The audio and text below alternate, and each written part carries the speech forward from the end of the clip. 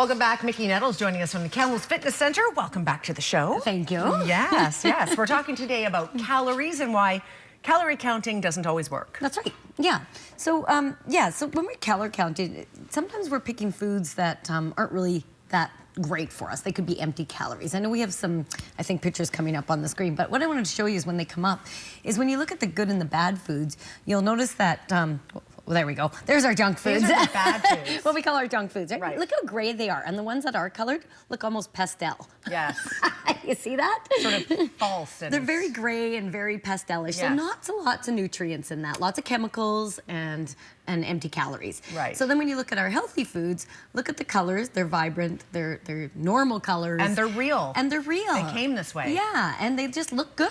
They well, do. I mean, the other ones look good sometimes. But I could eat a burger once in a while. I admit, I eat my burgers too. and I mean, that's what it's about, right? It's about 80% good, 20% you're doing the fun stuff, right? That's right.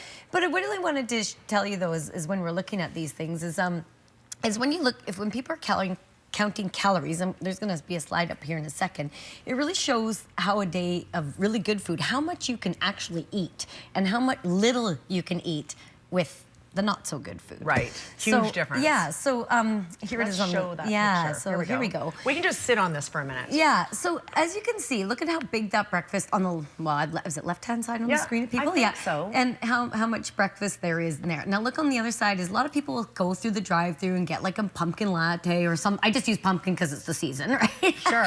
And so they get that, and that's kind of like, okay, then maybe I'll pick up one of those egg McMuffins or whatever, Sure. right, from anywhere. Sure. So look at there and see that's not much food, right? No.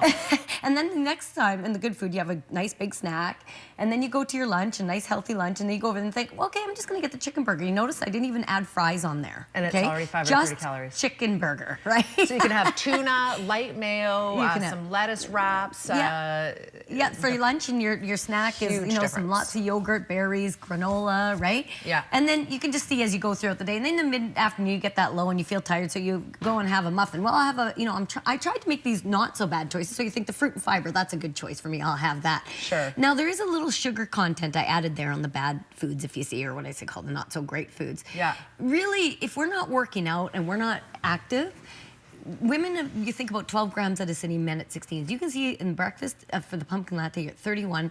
If the muffin is 28, that's spilling out into fat already because you're not doing anything, okay?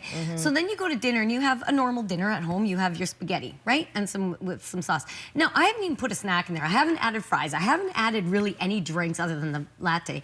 It's already over calories compared to the other day. Wow. Do you see that? Yeah, so the other one's 1,813, and that one's 1,894. And no snacks after that, one thing for dinner. No, and there's no snacks, there's no fries, there's nothing. So you can see how quickly those calories add up. Yes. And your body shape is going to be totally different. So if you had food for food, I tried to make them almost the same, and I really had to take away some stuff because I couldn't even fill in what we usually would do. We'd get fries along with that, maybe a pop, Yes. And then that's another 600 calories plus sugar and, Sure. and saturated fats. So that was another thing. The fats on there were the same, but there was good fats on the left-hand side, saturated on the other side. So your body shape is going to be totally different. Your health is going to be totally different. So calories don't always work. So you really have to look at the quality of the food that you're eating. Absolutely. Yeah, and again, if you're not working out, all those extra carbohydrates and things, they're just going to spill over to fat. So you really need to know what is your ideal body weight. Well, not really your ideal body weight. You got to get assessed. What's your lean body mass? What's your percent body fat? How much activity are you doing?